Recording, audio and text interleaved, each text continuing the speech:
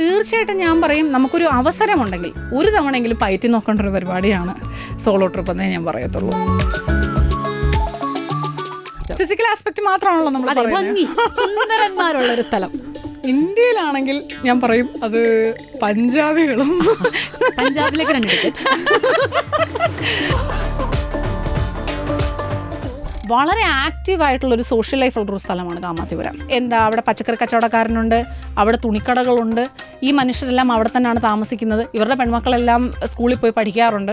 അപ്പോൾ കാമാത്തിപുരം എന്ന് പറയുമ്പോൾ നമ്മൾ സിനിമകളിലോ അല്ലെങ്കിൽ മീഡിയയിലോ കാണുന്നൊരു റെപ്രസെൻറ്റേഷൻ അല്ല ശരിക്കുള്ള കാമാത്തിപുരം എന്ന് പറയുന്നത്. Adda is A very huge part of Bengali culture. Adda എന്ന് പറഞ്ഞു കഴിഞ്ഞാൽ ഒരു ഗ്രൂപ്പ് ഓഫ് ആളുകൾ ഇരുന്ന് ഒരു ചായയും പിടിച്ചുകൊണ്ട് വർത്താനം പറയുന്ന, മണിക്കൂർ കണക്കിന് വർത്താനം പറയുന്നതാണ് അഡ്ഡ എന്ന് പറയുന്നത്. നമ്മുടെ കവലയിലിരുന്ന് അത് തന്നെ. വാരാണസിയിൽ ഇങ്ങനെ ഒരു ബിൽഡിംഗ് ഉണ്ട്. അവിടെ മനുഷ്യര് മരണം കാത്ത് അവിടെ വന്ന് കിടക്കും. 2 ആഴ്ച അവിടെ നമുക്ക് താമസിക്കാൻ പറ്റും. അത് കഴിയുമ്പോഴത്തേക്കും അവര് വെക്കേറ്റ് ചെയ്യണം. പിന്നീട് ഒരു ടേൺ വരുമ്പോഴേ അവർക്ക് രണ്ടാമത് എൻറോൾ ചെയ്യാൻ പറ്റും. ധോബികളുടെ ഇടയിലെ അംബാനിയും ധോബികളുടെ ഇടയിലെ പാവപ്പെട്ടവനും ഒരേ സ്ഥലത്ത് ഒരേ സ്പേസ് ഷെയർ ചെയ്ത് വർക്ക് ചെയ്യുന്നത് നമുക്ക് കാണാൻ പറ്റും. 1984 ഭോപ്പാൽ ഗ്യാസ് ദുരന്തം. അപ്പൊ അവിടെ ഈ 2 പോലീസുകാർ ഇരിപ്പുണ്ട്. ഈ പോലീസുകാരന്റെ ഒരാളുടെ വായിൽ മുഴുവൻ പല്ലില്ല. ആ മനുഷ്യൻ ആ സമയത്ത് അവിടെ കുട്ടിയായിരുന്നു.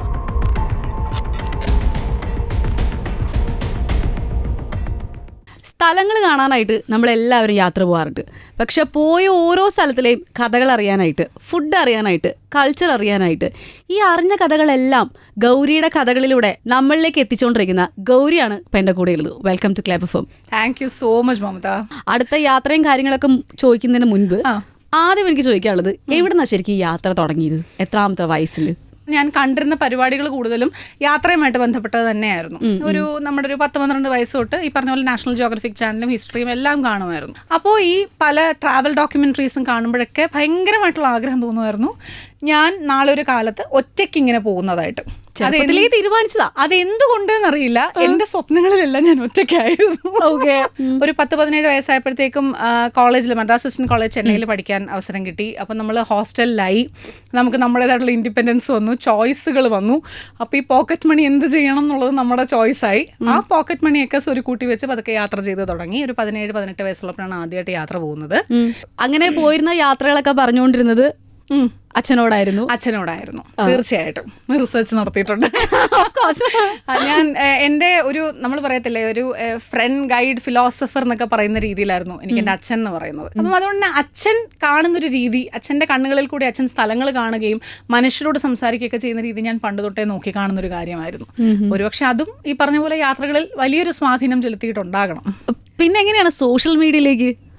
അത് വളരെ ആക്സിഡൻറ്റിലായിരുന്നു. ഞാൻ എപ്പോഴും പറയും, ഞാൻ എങ്ങനെയോ ഇവിടെ എത്തിപ്പെട്ടൊരു സ്ഥലമാണ്, വഴിതെറ്റി വന്നതൊക്കെ. അപ്പം എൻ്റെ സ്കൂളിലെ ഫ്രണ്ട്സ്, നമുക്ക് ഇപ്പോഴും ഞങ്ങൾ വളരെ അടുപ്പമുള്ളൊരു സർക്കിളാണ്. സ്ഥിരമായിട്ട് പരസ്പരം കാണുകയും ഒക്കെ ചെയ്യുന്നൊരു സർക്കിളുണ്ട്. അപ്പം ഇതിലെ 2-3 ഫ്രണ്ട്സ് എൻ്റെ അടുത്ത് സ്ഥിരമായിട്ട് പറയാൻ തുടങ്ങി, നീ ഒരു പേജ് തുടങ്ങും. അപ്പം ഇവര് തന്നെ പറഞ്ഞ മോട്ടിവേഷൻ പേരാണ് ഗൗരിയുടെ കഥകൾ എന്നും പറഞ്ഞു. അപ്പം അത് ഞാൻ അവിടെ ഇട്ടു. അതവിടെ കിടന്നു. അതായത് 2023 ജൂലൈയിൽ എങ്ങാണോ തുടങ്ങിയിട്ട് അതവിടെ കിടന്നു. 2023 സെപ്റ്റംബറിൽ എൻ്റെ അച്ഛൻ മരണപ്പെട്ടു. ഞാൻ ഭയങ്കരമായിട്ട് സ്ട്രഗിൾ ചെയ്തൊരു പോയിന്റ് ആയിരുന്നു അത്. അതായത് എനിക്ക് ഈ ഗ്രീഫും കൊണ്ട് എങ്ങോട്ട് പോകണം എന്നെനിക്കറിയില്ല. അപ്പം എനിക്ക് ഏറ്റവും കൂടുതൽ ഞാൻ സ്ട്രഗിൾ ചെയ്തൊരു ആസ്പെക്ട് എന്ന് പറഞ്ഞാൽ എനിക്ക് എൻ്റെ അച്ഛനോട് സംസാരിക്കാൻ പറ്റുന്നില്ല എന്നുള്ളതാണ്. പിന്നീട് ഞാൻ നേപ്പാളിൽ കുറച്ച് നാൾ കഴിഞ്ഞിട്ട് ഞാൻ പോയ സമയത്ത് വൈ എന്ന് പറഞ്ഞ നേപ്പാളികളുടെ ഒരു നൂഡിൽസ് ഉണ്ട്. അത് ഈ നോർത്ത് ഈസ്റ്റിലും ഒക്കെ കിട്ടുന്നൊരു നൂഡിൽസ് ആണ്. വൈ നമ്മുടെ മാഗി പോലെ നോർത്ത് ഈസ്റ്റിലൊക്കെ ഏറ്റവും പോപ്പുലർ ആയിട്ടുള്ള നൂഡിൽസ് ആണ്. ഇതിൻ്റെ പ്രത്യേകത എന്ന് പറഞ്ഞാൽ ഇത് നമുക്ക് പച്ചയ്ക്ക് കഴിക്കാം. നമ്മൾ ജസ്റ്റ് ഇതൊന്ന് ഉടച്ചിട്ട് ഇതിലോട്ട് ഈ മസാല ഇട്ടിട്ട് ഒന്ന് കുലുക്കിയിട്ട് കഴിച്ചാൽ നമുക്ക് ഈ മിക്സ്ചർ പോലെ കഴിക്കാവുന്ന സാധനമാണ്. അപ്പോൾ ഈ വൈ പൊട്ടിക്കുന്ന പോലൊരു വീഡിയോ ഞാൻ ചുമ്മാ എടുത്തു. അച്ഛനോട് സംസാരിക്കുന്ന പോലൊരു വീഡിയോ ഞാൻ എടുത്തു. അത് പിന്നീട് ഞാൻ അതിൻ്റെ ഒരു മോഡിഫൈഡ് വേർഷൻ ഞാൻ എൻ്റെ ഹസ്ബൻഡിന് ചുമ്മാ അയച്ചു കൊടുത്തു. ഹസ്ബൻഡും കഴിച്ചിട്ടില്ല വൈ. എന്നിട്ട് എനിക്ക് ഇപ്പോഴും അറിയില്ല, ഫോർ സം വിയേർഡ് റീസൺ ഞാനിതെൻ്റെ ആ പേജിലിടുക.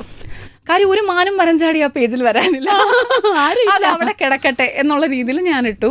പിന്നീട് തിരിച്ചു വന്നിട്ടാണ് ഞാനിത് പതുക്കെ വോയിസ് ഓവർ കൊടുത്ത് ഇത് തുടങ്ങിയത്. അതായത് പ്രോപ്പറായിട്ട് സ്റ്റാർട്ട് ചെയ്തു. ഒരു പെണ്ണ് ഒറ്റയ്ക്ക് യാത്ര ചെയ്യുമ്പോൾ കിട്ടുന്ന ഗുണങ്ങൾ എന്തൊക്കെയാണ്? അഡ്വാൻറ്റേജസ് എന്താ? പെണ്ണ് ആണ് എന്ന വ്യത്യാസമില്ലാതെ യാത്ര വ്യക്തികൾക്കുണ്ടാക്കുന്ന മാറ്റങ്ങൾ അത് വലുതാണ്. ഒന്ന്, നമ്മൾ ഈ പറഞ്ഞ പോലെ അക്കോമഡേറ്റ് ചെയ്യാൻ പഠിക്കും. നമ്മൾ കുറെ കൂടെ കാര്യങ്ങളെ ഒരു ബിഗർ പെർസ്പെക്റ്റീവിൽ കാണുന്നതിൻ്റെ ഗുണമായിട്ട് തന്നെ മനുഷ്യരെ കുറെ കൂടെ അക്സെപ്റ്റ് ചെയ്യാനും അവരായിട്ട് തന്നെ അക്സെപ്റ്റ് ചെയ്യാനും അക്കോമഡേറ്റ് ചെയ്യാനും ഒക്കെ നമ്മൾ പഠിക്കും. 2, ക്ഷമ നേടും. നമ്മൾ എങ്ങനെയൊക്കെ പ്ലാൻ ചെയ്ത് പോയാലും അതിനെല്ലാം അപ്പുറമായിരിക്കും നമ്മുടെ യാത്രയിൽ നമ്മൾ നേരിടാൻ പോകുന്ന പ്രതിസന്ധികൾ. ഉദാഹരണത്തിന് യുദ്ധം. ഓക്കെ. അപ്പം ചെറുതും വലുതുമായിട്ടുള്ള എന്തെങ്കിലുമൊക്കെ റോഡ് ബ്ലോക്കുകൾ നമുക്ക് അപ്പുറമായിട്ടുള്ളത് യാത്രയിൽ സംഭവിക്കും. ഇതിനെ എങ്ങനെ നേരിടണമെന്നും ഇതിനുണ്ടാവുന്ന കാലതാമസമൊക്കെ ക്ഷമയോടെ കാണാനും ഒക്കെ നമ്മൾ യാത്ര വഴി പഠിക്കും. നമ്മളെ പോലും അറിയാതെ നമ്മളൊരു ബെറ്റർ ഹ്യൂമൻ ബീങ് ആവുന്നത് നമുക്ക് ഫീൽ ചെയ്യാൻ പറ്റും. തീർച്ചയായിട്ടും ഞാൻ പറയും, നമുക്കൊരു അവസരമുണ്ടെങ്കിൽ, യാത്ര എന്ന് പറഞ്ഞ സാഹചര്യങ്ങളും എല്ലാം ഒത്തുവന്നാലേ യാത്ര ചെയ്യാൻ പറ്റൂ എന്നുള്ള ഒരുപാട് പേരുണ്ട്. അങ്ങനെ സാഹചര്യങ്ങൾ ഒത്തുവന്നാൽ തീർച്ചയായിട്ടും ഒരു തവണയെങ്കിലും പയറ്റി നോക്കേണ്ട ഒരു പരിപാടിയാണ് സോളോ ട്രിപ്പ് എന്നേ ഞാൻ പറയത്തുള്ളൂ. അപ്പോൾ ഈ ഒരു പോകുന്ന സ്ഥലത്തിനെ പറ്റിയുള്ള റിസർച്ച് കാര്യങ്ങൾ, ഇപ്പൊ അവരുടെ കൾച്ചർ, ഫുഡ്, അതൊക്കെ എങ്ങനെ റിസർച്ച്, എന്താ സോഴ്സ്, എന്താ നിങ്ങളുടെ സോഴ്സ്? പല സോഴ്സുകളുണ്ട്.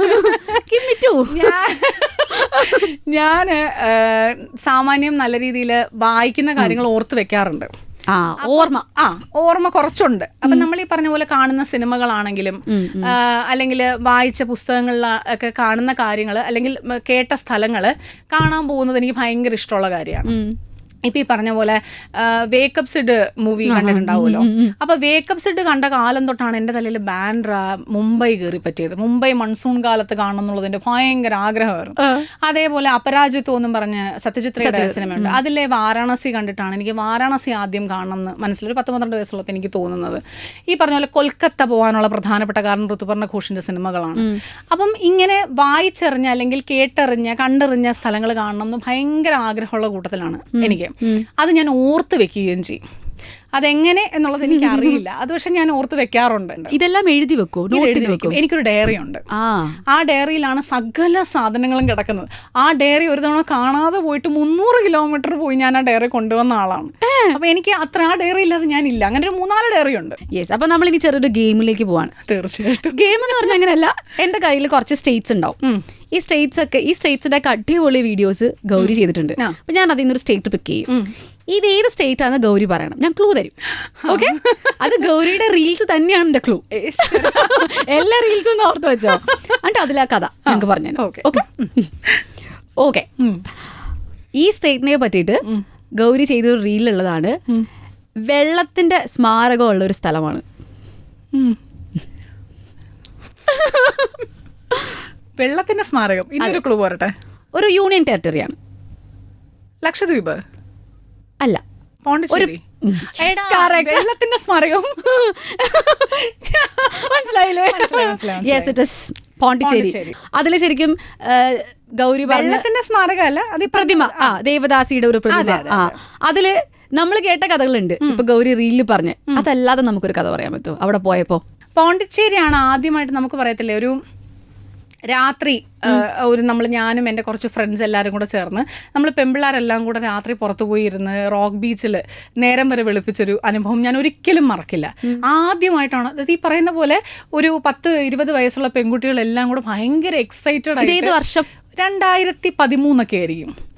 അപ്പം ഭയങ്കര എക്സൈറ്റഡ് ആയിട്ട് നമ്മൾ ആരും ഇങ്ങനൊരു സന്തോഷം ഇതിനു മുമ്പ് അറിഞ്ഞിട്ടില്ല. ഒരു ഇൻഡോ ഫ്രഞ്ച് ക്യുസീൻ നല്ലപോലെ അറിയാൻ പറ്റിയ സ്ഥലമാണ് പോണ്ടിച്ചേരി. അപ്പം ഞങ്ങള് ഈ പോണ്ടിച്ചേരി ഓറവിൽ സൈഡിൽ ഒത്തിരി ഓറവിൽ ബേക്കറി, ടാൻതോ എന്നൊക്കെ പറഞ്ഞ പിസ്സയുടെ ഒരു പിസ്സേരിയൊക്കെ ഉണ്ട്. അപ്പം ഞങ്ങൾ എല്ലാവരും കൂടി ഈ പറഞ്ഞ പോലെ ഈ ഒരു തൂവാലിട്ടിട്ട് ഇങ്ങനെ നമ്മുടെ കോൺട്രിബ്യൂഷൻ ഇടുക എന്ന് പറയത്തില്ലേ, അങ്ങനെ ഇട്ട് ഞങ്ങളെല്ലാം, കാര്യം ഇതൊക്കെ കുറച്ച് കോസ്റ്റ്ലിയാണ് അന്നത്തെ കാലത്ത്. അപ്പം നമ്മൾ എല്ലാവരും കൂടെ പോയിട്ട് ചിലപ്പോൾ നമ്മൾ ഈ പറഞ്ഞ പോലെ ഒരു സംഭവം മേടിച്ചിട്ട് ഒരു 5 ആയിട്ട് ഡിവൈഡ് ചെയ്തായിരിക്കും കഴിക്കുന്നത്. അപ്പൊ ഇങ്ങനെ ഈ പറഞ്ഞ പോലെ സാധാരണ ഈ സോളോ എക്സ്പീരിയൻസിനപ്പുറം ഗ്രൂപ്പ് എക്സ്പീരിയൻസസ് ഒത്തിരി ഞാൻ ഓർത്തിരിക്കുന്ന ഒരു സ്ഥലമാണ് പോണ്ടിച്ചേരി എന്ന് പറയുന്നത്. ഓറോവിൽ അവിടെ പോയിട്ടുണ്ടോ? തീർച്ചയായിട്ടും പലവട്ടം പോയിട്ടുള്ള ഒരു സ്ഥലമാണ് ഓറോവിൽ. എനിക്ക് തോന്നുന്നു ഗൗരിയുടെ സോളോ ട്രിപ്സിനൊക്കെ കൂടുതൽ ഗൗരി ടീം ഫ്രണ്ട്സിന്റെ കൂടെ പറഞ്ഞത്. തീർച്ചയായിട്ടും പോയിരിക്കുന്നത് ഞാൻ പോണ്ടിച്ചേരി തന്നെയാണ്. ഓക്കെ, അപ്പൊ അടുത്ത സ്റ്റേറ്റ് എടുക്കട്ടെ. ഓക്കെ, സോ അടുത്തതില് പെട്ടെന്ന് കിട്ടും. നമ്മൾ സ്കൂളിൽ പഠിച്ചൊരു ട്രാജഡിയാണ്. ഭോപ്പാൽ ട്രാജഡി. യെസ്, മധ്യപ്രദേശാണ്. നമുക്കങ്ങനെ വെറുതെ പോവാൻ പറ്റുമോ? നമുക്ക് പെർമിഷൻ എടുക്കണം. അത് ഞാൻ ഈ പറഞ്ഞ പോലെ അവിടാണ് ഈ പ്ലാനിങ്ങിന്റെ കളി വരുന്നത്. ഭോപ്പാലിൽ പോകുന്നതിന് മുൻപായിട്ട് തന്നെ ഞാൻ എങ്ങനെ പോകണം എന്നുള്ളത് ഞാൻ നോക്കി വെച്ചിട്ടുണ്ടായിരുന്നു. അപ്പൊ ഈ പറഞ്ഞ പോലെ ഇതൊരു ഇത്തരത്തിലെ ഒരു ട്രാജഡി നടന്ന സ്ഥലമായത് കൊണ്ട് തന്നെ അധികം ആളുകളെ അകത്തോട്ട് കയറ്റാറില്ല. കാരണം വീഡിയോയിലൊന്നും ആൾക്കാരില്ല. അത് ഡെസേർട്ടഡ് ആയിട്ട് ഇപ്പോഴും അത് അവിടെ കിടക്കുക. അപ്പം ഞാൻ നേരത്തെ വിളിച്ച് പ്രയർ പെർമിഷൻ എടുത്തിട്ടാണ് ഞാൻ അവിടെ പോകുന്നത്. അപ്പം അവിടെ ഈ 2 പോലീസുകാർ ഇരിപ്പുണ്ട്. ഈ പോലീസുകാരൻ്റെ ഒരാളുടെ വായിൽ മുഴുവൻ പല്ലില്ല. ആ മനുഷ്യൻ ആ സമയത്ത് അവിടെ കുട്ടിയായിരുന്നു. അപ്പം ഈ ഒരു വാതകം ശ്വസിച്ചതിന്റെ ഫലമായിട്ട് പലർക്കും പല രീതിയിലുള്ള സൈഡ് എഫക്ട്സ് ഉണ്ടായിട്ടുണ്ട്. ചിലർക്ക് ക്യാൻസർ ഉണ്ടായിട്ടുണ്ട്, മുടി കൊഴിയാറുണ്ട്, ത്വക്ക് രോഗങ്ങൾ ഉണ്ടാവാറുണ്ട്, കുഞ്ഞുങ്ങൾക്ക് ബുദ്ധിമാന്ദ്യം സംഭവിച്ചിട്ടുണ്ട്, വന്ധ്യത സംഭവിച്ചിട്ടുണ്ട് അവിടെയുള്ളവർക്ക്. അപ്പം ഇത്തരത്തിൽ ഒരു വളരെ വലിയ വോള്യത്തിലുള്ള ഒരു ട്രാജഡിയാണ് അത്. ഈ യൂണിയൻ കാർബൈഡ് കമ്പനിയുടെ അടുത്ത് അതിന് മുൻപ് അവിടെയുള്ള ലോക്കലായിട്ടുള്ള ജേർണലിസ്റ്റുകൾ ഇത് റിപ്പോർട്ട് ചെയ്തിട്ടുണ്ട്. അവിടെ പണിയെടുക്കുന്ന തൊഴിലാളികൾ ഇത് റിപ്പോർട്ട് ചെയ്തിട്ടുണ്ട്. ഈ ഒരു ലീക്ക് ഉണ്ടാവാൻ സാധ്യതയുണ്ടെന്ന് പറഞ്ഞിട്ടുള്ളൊരു കാര്യമായിരുന്നു. അതിനെ വകവയ്ക്കാതെയാണ് ആ ഫാക്ടറി പ്രവർത്തിച്ചുകൊണ്ടിരുന്നത്. മനസ്സിലായി. അപ്പോൾ നമ്മൾ ഇന്നും ആ ഫാക്ടറിക്ക് ചുറ്റുമുള്ള സ്ഥലങ്ങളിൽ നടക്കുമ്പോൾ ഇതിൽ അഫക്റ്റഡ് ആയിട്ടുള്ള മനുഷ്യരെ നമുക്ക് കാണാൻ സാധിക്കും. ഇവർക്കൊന്നും വേണ്ട വിധത്തിലുള്ള കോമ്പൻസേഷൻ പിന്നീട് വന്ന സർക്കാരുകളും കൊടുത്തിട്ടില്ല. അവരിന്നും ആ ദുരന്തത്തിന്റെ സ്മാരകമായിട്ട് ജീവിക്കുന്ന സ്മാരകമായിട്ട് അവർ മുന്നോട്ട് പോയിക്കൊണ്ടിരിക്കുകയാണ്. 100 കോടിക്ക് മേലെ ബിസിനസ് ഉള്ള ഒരു ചെറിയ സിറ്റി, ചെറിയ സ്ഥലം ധോബി ഘാട്ട്. അതെ, യെസ്, മഹാരാഷ്ട്ര. ഓക്കെ. അവിടെ ചെന്നപ്പം നമ്മൾ വീഡിയോയിൽ കാണുന്നതും അല്ലെങ്കിൽ നമ്മൾ കേട്ടതുമായിട്ടുള്ള ഒരുപാട് കഥകളുണ്ട്. അതല്ലാതെ ഗൗരിക്ക് എന്തെങ്കിലും ടച്ചിങ് ആയിട്ടുള്ള കാര്യങ്ങളോ കണ്ട കാര്യങ്ങൾ? നമ്മുടെ ഇന്ത്യൻ റെയിൽവേയുടെ ആണെങ്കിലും അവിടുത്തെ സ്റ്റാർ ഹോട്ടൽസിന്റെ ആണെങ്കിലും വീടുകളുടെ ആണെങ്കിലും എല്ലാം തുണി വന്നടിയുന്നത് അവിടെയാണ്. ഇവിടെ നമുക്ക് ചെന്ന് കഴിഞ്ഞാൽ കാണാൻ പറ്റുന്നതെന്ന് പറഞ്ഞാൽ ധോബികളുടെ ഇടയിലെ അംബാനിയും ധോബികളുടെ ഇടയിലെ പാവപ്പെട്ടവനും ഒരേ സ്ഥലത്ത് ഒരേ സ്പേസ് ഷെയർ ചെയ്ത് വർക്ക് ചെയ്യുന്നത് നമുക്ക് കാണാൻ പറ്റും. ഇത് നമ്മൾ പറയത്തില്ലേ, സിസ്റ്റമാറ്റിക് ആയിട്ടാണ് ഈ വർക്ക് പോകുന്നത്. ഇവർക്ക് ഇവരുടേതായിട്ടുള്ള, അതായത് ഈ പറഞ്ഞ പോലെ ടാങ്കുകളുണ്ട്. ഈ ടാങ്കുകളിൽ ഇവർ ഫിസിക്കലായിട്ട് നനയ്ക്കുന്നവരുണ്ട്. അത് കൂടാതെ ഈ 500-1000 കിലോ കപ്പാസിറ്റിയുള്ള കസ്റ്റമൈസ്ഡ് വാഷിംഗ് മെഷീൻസ് ഉപയോഗിച്ച് നനയ്ക്കുന്നവരും ഉണ്ട്. അത്ര വരുമാനമുള്ള, അതായത് ഇന്ത്യൻ റെയിൽവേയുടെ ഒക്കെ ടെൻഡർ പിടിക്കുന്നവൻ എന്ന് പറഞ്ഞാൽ അവൻ കോടീശ്വരനാണ്. അതാ അവിടുത്തെ അംബാനി. അവനാണ് അവിടുത്തെ അംബാനി എന്ന് പറയുന്നത്. അപ്പം ഇത്തരത്തില് എല്ലാ രീതിയിലുള്ള, അതായത് ചെറുകിട മുതൽ വൻകിട ധോബികളെ വരെ നമുക്ക് കാണണമെങ്കിൽ ധോബിഘാട്ടിൽ വന്നാൽ മതി. നമ്മൾ ഈ പറഞ്ഞ പോലെ NGOകളുടെ ഇടപെടൽ കാരണം മുന്നോട്ട് വരുന്ന 2 സ്ഥലങ്ങൾ പ്രധാനമായിട്ടും പറയാനാണെങ്കിൽ, ഒന്ന് ബോംബെയിലെ കാമാത്തിപുരയും 2 ധോബിഘാട്ടുമായിരിക്കും. അവരുടെ ഇടപെടൽ കൊണ്ട് കുഞ്ഞുങ്ങൾ പഠിക്കുന്നുണ്ട്, അവനവൻ്റെ അവകാശങ്ങളെക്കുറിച്ച് ഇവർക്ക് തിരിച്ചറിവുണ്ടാകുന്നുണ്ട്, അതിനുവേണ്ടി അവർ സംസാരിക്കുന്നുണ്ട്, ഇവർക്ക് അസോസിയേഷൻ ഉണ്ടാകുന്നുണ്ട്. അപ്പം പുതിയൊരു രീതിയിൽ പുതിയൊരു ദിശയിലേക്ക് ഇവരെ തിരിച്ചുവിടാൻ NGOകളുടെ ഇടപെടൽ കൊണ്ട് സാധിച്ചിട്ടുണ്ട്. ഈ ഇപ്പോൾ കാമാത്തിപുരയുടെ കാര്യം പറഞ്ഞല്ലോ, അവിടെയും ഗൗരി പോയി. ശരിക്കും ഒരുപാട് ആൾക്കാർ പോണം എന്ന് ആഗ്രഹിക്കുന്ന ഒരു സ്ഥലമാണ്. അതായത് പോയി കാണണം എന്ന് ആഗ്രഹിക്കുന്ന ഒരു സ്ഥലമാണ്. പക്ഷേ ശരിക്കും എന്തായിരുന്നു ഗൗരിയുടെ എക്സ്പീരിയൻസ് അതിൽ?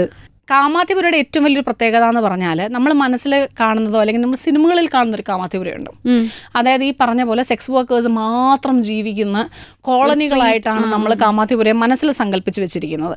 അതിന് ഈ ഗംഗൂബായിലും ഒക്കെ കാണുന്ന പോലെ. പക്ഷെ അതിനെല്ലാം അപ്പുറം വളരെ ആക്റ്റീവായിട്ടുള്ളൊരു സോഷ്യൽ ലൈഫ് ഉള്ളൊരു സ്ഥലമാണ് കാമാത്തിപുരം. അതായത് അവിടെ പച്ചക്കറി കച്ചവടക്കാരനുണ്ട്, അവിടെ തുണിക്കടകളുണ്ട്. ഈ മനുഷ്യരെല്ലാം അവിടെ തന്നെയാണ് താമസിക്കുന്നത്. ഇവരുടെ പെൺമക്കളെല്ലാം സ്കൂളിൽ പോയി പഠിക്കാറുണ്ട്. അപ്പോൾ കാമാത്തിപുര എന്ന് പറയുമ്പോൾ നമ്മൾ സിനിമകളിലോ അല്ലെങ്കിൽ മീഡിയയിലോ കാണുന്നൊരു റെപ്രസെൻറ്റേഷൻ അല്ല ശരിക്കുള്ള കാമാത്തിപുര എന്ന് പറയുന്നത്. അവിടെയും NGOസിൻ്റെ വളരെയധികം, അതായത് കാമാത്തിപുരയിലെ NGOസിൻ്റെ ഇടപെടൽ കൊണ്ട് ഇപ്പം 2000-ൽ പരം സെക്സ് വർക്കേഴ്സ് മാത്രമേ ഉള്ളൂ.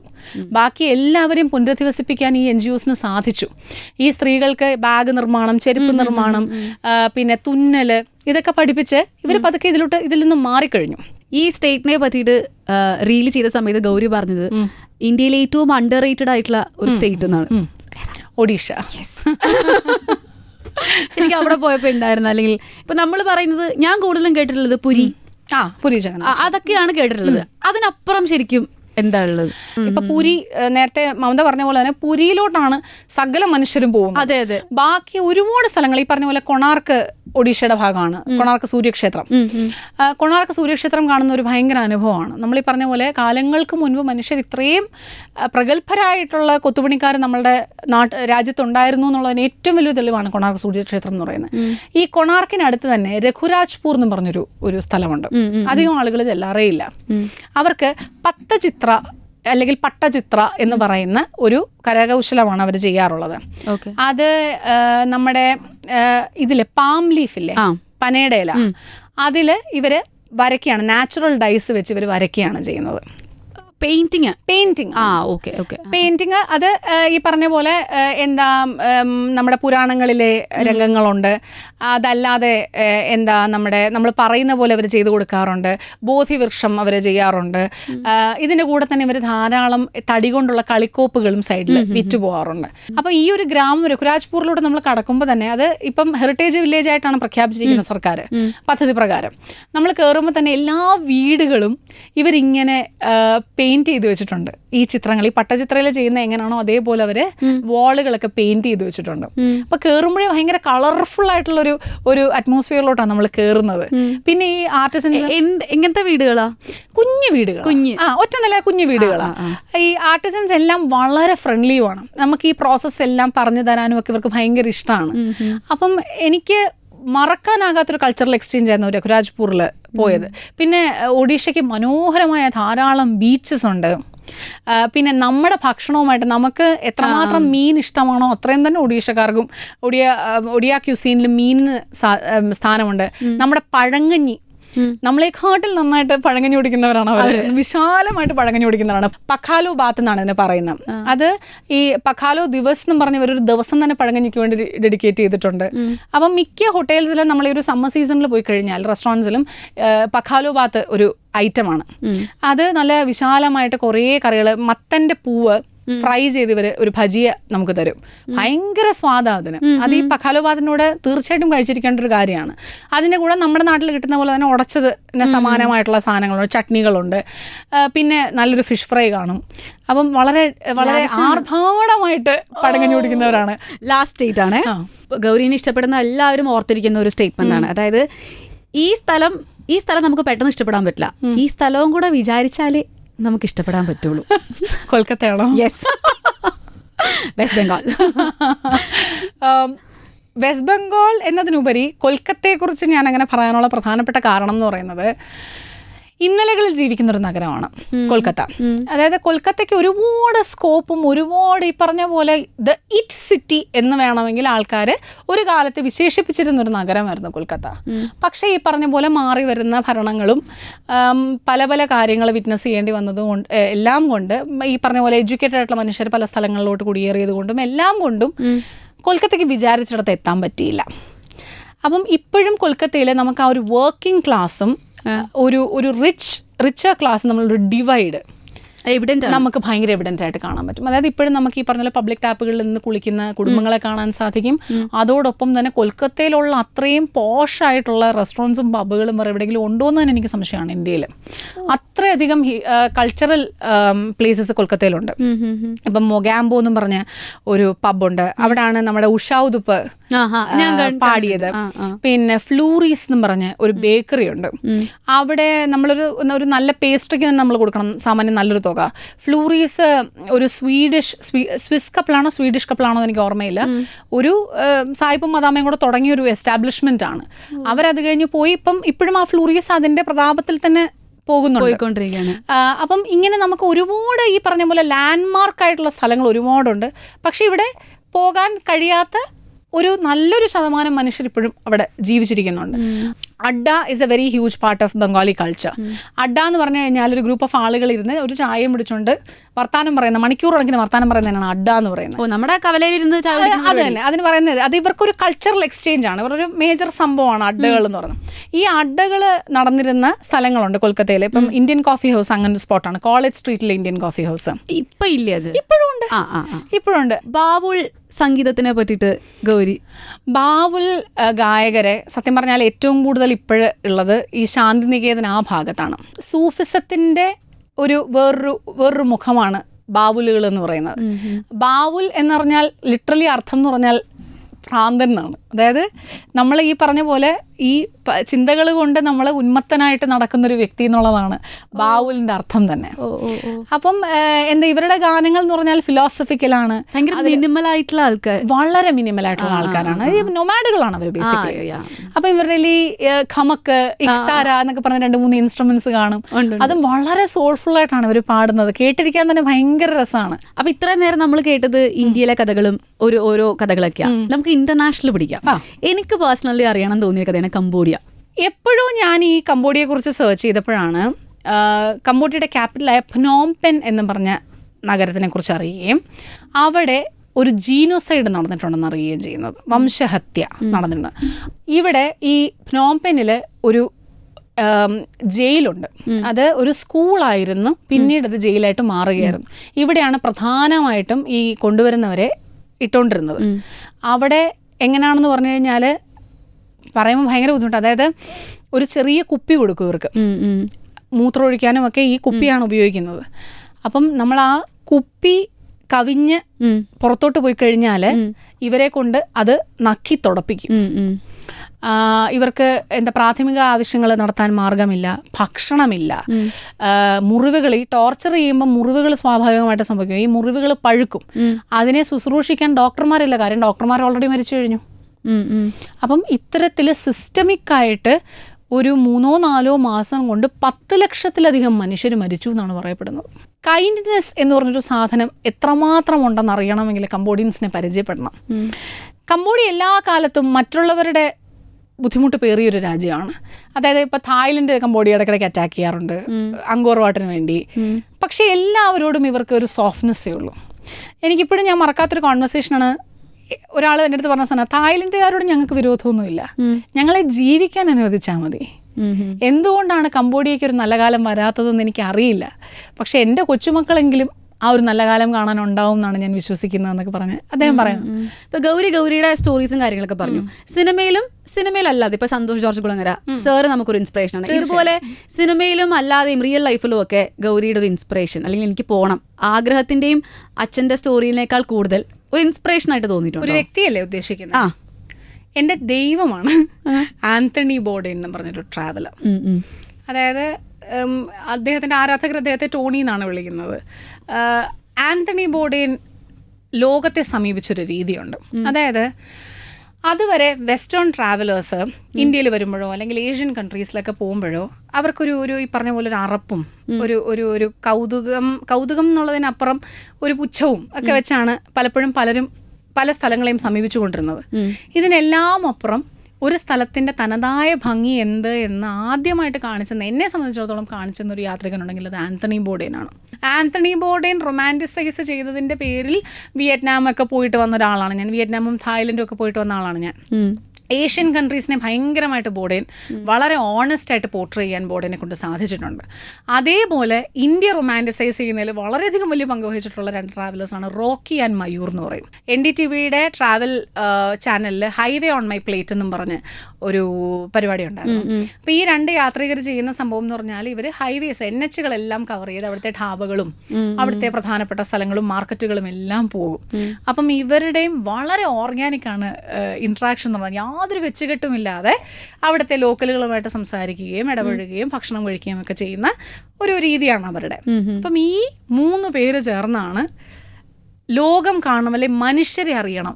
മോർ ദാൻ എനിത്തിങ്, സ്ഥലങ്ങൾ കാണുന്നതിനെല്ലാം അപ്പുറം കുറേ മനുഷ്യരെ അറിയണം എന്നുള്ളൊരു ഭയങ്കരമായ ആഗ്രഹം സീരിയസ് ആയിട്ട് ഉണ്ടാക്കുന്നതിൽ ഈ 3 പേർക്കുള്ള പങ്ക് ചില്ലറയല്ല. ശരിക്കും ഹിസ്റ്ററി അന്വേഷിച്ചു പോയി അല്ലെങ്കിൽ കൾച്ചർ അന്വേഷിച്ചു പോയി ഭയങ്കരമായിട്ട് അത്ഭുതപ്പെടുത്തി അല്ലെങ്കിൽ എക്സൈറ്റ് ചെയ്യിപ്പിച്ച ഒരു സ്ഥലമുണ്ടോ? ഹിസ്റ്ററിയുടെ ആസ്പെക്റ്റിലാണോ? ഓക്കെ, ഹിസ്റ്ററിയുടെ ആസ്പെക്റ്റിൽ പറയുന്ന. ഹിസ്റ്ററി ആണെങ്കിൽ ഞാൻ തീർച്ചയായിട്ടും അത്ഭുതപ്പെടുത്തി. ഇപ്പം എന്നെ സംബന്ധിച്ചോളം ഹിസ്റ്ററിക്ക് ഞാൻ ഏറ്റവും ഇന്ത്യയിൽ ഫാസിനേറ്റഡ് ആവുന്ന സ്ഥലം എന്ന് പറഞ്ഞാൽ ഡൽഹിയാണ്. എനിക്ക് മുഗൾ ഹിസ്റ്ററി ഭയങ്കര ഇഷ്ടമാണ്. എനിക്കെന്തോ ഭയങ്കര ഇഷ്ടം, ഭയങ്കര ഫാസിനേഷനാണ്. അതുകൊണ്ട് എനിക്ക് ഡൽഹി, ആഗ്ര ബെൽറ്റ് ഞാനിങ്ങനെ കമന്ന് കിടന്ന് കറങ്ങുന്ന ആളാണ്. പക്ഷെ എന്നെ സംബന്ധിച്ചിടത്തോളം ഹിസ്റ്ററി കൊണ്ട് അത്ഭുതപ്പെടുത്തിയൊരു സ്ഥലമാണ് മധ്യപ്രദേശിലെ മാണ്ഡവ് എന്ന് പറഞ്ഞൊരു സ്ഥലമുണ്ട്. അത് അവിടെ ഈ പറഞ്ഞ പോലെ കുറേ രൂപമതി പവലിയൻ, പിന്നെ ജമാ മസ്ജിദ്, അങ്ങനെ കുറേ സ്ട്രക്ചേഴ്സ് ഉണ്ട്. നമ്മൾ ഒട്ടും പ്രതീക്ഷയില്ല. ഭയങ്കര ഒരു ഹെയർ പിന്നും എല്ലാം കയറി നമ്മൾ ചെല്ലുന്നത് ലിറ്ററലി ഹിസ്റ്ററി ഉറങ്ങിക്കിടക്കുന്ന ഒരു സ്ഥലത്തോട്ടാണ്. ഒരു 2-3 ദിവസം നമ്മൾ നിന്ന് കാണാനും മാത്രം മോണ്യുമെന്റ്സ് അവിടെ ഉണ്ട്. അത് എന്നെ കണ്ണു തുറപ്പിച്ചൊരു സ്ഥലമാണ്. കാര്യം നമ്മൾ ഒരു മെയിൻ സ്ട്രീമിൽ കേൾക്കുന്നൊരു സ്ഥലമേ അല്ല മാണ്ഡവ്. അങ്ങനെ ഹിസ്റ്ററിയുടെ ആസ്പെക്റ്റിൽ ഭയങ്കരമായിട്ട് എന്നെ അത്ഭുതപ്പെടുത്തിയൊരു സ്ഥലമാണ്. കൾച്ചറിൽ വാരാണസി അത് അത്ഭുതമല്ല. തീർച്ചയായിട്ടും ഞാൻ വാരാണസിയിൽ നിന്ന് പ്രതീക്ഷിച്ച് തന്നെയാണ് പോയത്. പക്ഷേ വാരാണസി എന്ന് പറഞ്ഞ സ്ഥലം എന്നെ ഇപ്പോഴും പിടിച്ചു വലിക്കുന്നൊരു സ്ഥലമാണ്. ഞാൻ 2 ദിവസം മുമ്പ് കൂടെ എൻ്റെ ഹസ്ബൻഡ് അടുത്ത് പറഞ്ഞു, എനിക്ക് വാരാണസി പോകാൻ സമയമായി തോന്നുന്നു, എനിക്ക് പോകണം. വാരണാസിയിൽ എനിക്ക് പേഴ്സണലി അറിയണമെന്ന് തോന്നുന്നത് മുക്തിഭവനെ കുറിച്ചാണ്. അതിനെ പറ്റിയിട്ടൊന്ന് പറയുമോ? ഞാൻ ആദ്യമായിട്ട് വാരാണസി പോകുമ്പോൾ ഞാൻ തേടി കണ്ടുപിടിച്ച് പോയ സ്ഥലമാണ് മുക്തിഭവൻ. കാരണം കുറേ വർഷങ്ങൾക്ക് മുൻപ് എൻ്റെ അച്ഛൻ വാരാണസിയെക്കുറിച്ച് ആദ്യമായിട്ട് പറഞ്ഞ എൻ്റെ തലയിൽ ഓർമ്മയുള്ളൊരു സംഭവം എന്ന് പറയുന്നത് ഈ മുക്തിഭവനാണ്. അച്ഛൻ പറഞ്ഞു, ഇങ്ങനെ വാരാണസിയിൽ ഇങ്ങനെ ഒരു ബിൽഡിംഗ് ഉണ്ട്, അവിടെ മനുഷ്യർ മരണം കാത്ത് അവിടെ വന്ന് കിടക്കും. 2 ആഴ്ച അവിടെ നമുക്ക് താമസിക്കാൻ പറ്റും. അത് കഴിയുമ്പോഴത്തേക്കും അവർ വെക്കേറ്റ് ചെയ്യണം. പിന്നീട് ഒരു ടേൺ വരുമ്പോഴേ അവർക്ക് രണ്ടാമത് എൻറോൾ ചെയ്യാൻ പറ്റും. ഇതിനിടയിൽ മരണം സംഭവിക്കുകയാണെങ്കിൽ അവിടുത്തെ ജീവനക്കാർ നാവിൽ ഗംഗാജലം വിറ്റ് കൊടുക്കുകയും മരണാനന്തര ചടങ്ങുകളൊക്കെ അവർ ചെയ്യുകയും സംസ്കരിക്കുകയും ഒക്കെ ചെയ്യും. അതാണ് മുക്തിഭവൻ്റെ ആശയം എന്ന് പറയുന്നത്. അതിൻ്റെ കെയർ ടേക്കർ എന്ന് പറയുന്നത് 19 വയസ്സുള്ളൊരു മനുഷ്യനാണ്. അപ്പോൾ ഞാൻ ഇദ്ദേഹത്തോട് ചോദിച്ചു, നിങ്ങൾക്ക് ഇവിടെ വന്നിട്ട് നിങ്ങൾക്ക് മറക്കാനാകാത്ത എന്തെങ്കിലും അനുഭവം ഉണ്ടായിട്ടുണ്ടോ എന്ന് ചോദിച്ചപ്പോൾ ഈ മനുഷ്യൻ പറഞ്ഞൊരു സംഭവമാണ്, UP-യിൽ നിന്നോ മറ്റൊരു വ്യക്തി വന്ന് കിടന്നു. അപ്പോൾ ഇങ്ങേരെന്ന് പറഞ്ഞാൽ മരണം ഇപ്പം കൊണ്ടുപോകും എന്നുള്ള രീതിയിൽ അത്ര സിക്കായൊരു മനുഷ്യനാണ്. ഇങ്ങനെ കിടക്കുകയാണ്. എന്ത് ചെയ്താലും ഇങ്ങനെ മരണം വരുന്നില്ല. ഇയാളും മടുത്തു, ഇയാളെ കൊണ്ടുവന്ന് ഇയാളുടെ വീട്ടുകാരും മടുത്തു. അങ്ങനെ ഒരവസ്ഥയിലതായി. അപ്പം അവിടെ പ്രാർത്ഥന, അവിടെ ഒരു പൂജാരിയൊക്കെ വരാറുണ്ട് എല്ലാ ദിവസവും പ്രാർത്ഥനയ്ക്കുമൊക്കെ ആയിട്ട്. അപ്പോൾ ഈ പൂജാരി ചുമ്മാ ഈ മനുഷ്യനോട് ചോദിച്ചു, നിങ്ങൾക്ക് എന്തെങ്കിലും കടം നിങ്ങളുടെ ജീവിതത്തിലുണ്ടോ എന്ന് ചോദിച്ചു. അപ്പോൾ ഇങ്ങനെ പറഞ്ഞു, ഞാൻ എൻ്റെ അനുജനുമായിട്ട് സംസാരിച്ചിട്ട് വർഷങ്ങളായി. ഞങ്ങളൊരു സ്വത്ത് തർക്കത്തിൻ്റെ പേരിൽ മിണ്ടാതായതാണ്, ഞാൻ അവനോട് സംസാരിച്ചിട്ടില്ല, അത് മാത്രമേ ഉള്ളൂ എന്ന് പറഞ്ഞു. അനുജനെ വിളിച്ചു വരുത്തും. അനുജൻ എന്ന് പറയുന്നത് ഈ പറഞ്ഞ പോലെ 19-85 വയസ്സുള്ളൊരു മനുഷ്യനാണ്. ഇവരിരുന്ന് ഈ അനിയനും ചേട്ടനും കൂടെ ഇരുന്ന് വർത്താനം പറഞ്ഞ് ഒരു മിനിറ്റുകൾക്കകം ഈ മനുഷ്യൻ്റെ ജീവൻ വെടിഞ്ഞു. അപ്പം എൻ്റെ അടുത്ത് ഇദ്ദേഹം പറഞ്ഞൊരു മനോഹരമായൊരു സെൻറ്റൻസാണ്, മരണത്തിൽ നിന്നുള്ള മുക്തിയല്ല നിങ്ങൾക്ക് കിട്ടുന്നത്, നിങ്ങളുടെ ജീവിതത്തിൽ നിന്നുള്ള മുക്തിയാണ് വാരാണസി നൽകുന്നതെന്ന് പറഞ്ഞത്. ഞാനത് മറക്കാതെ എൻ്റെ മനസ്സിൽ പതിഞ്ഞൊരു സെൻറ്റൻസ് ആണത്. ഏറ്റവും ഭംഗിയുള്ള മനുഷ്യർ, പ്രത്യേകിച്ച് ആണുങ്ങൾ, അത് ഏത് സ്ഥലത്തുള്ളവരാ?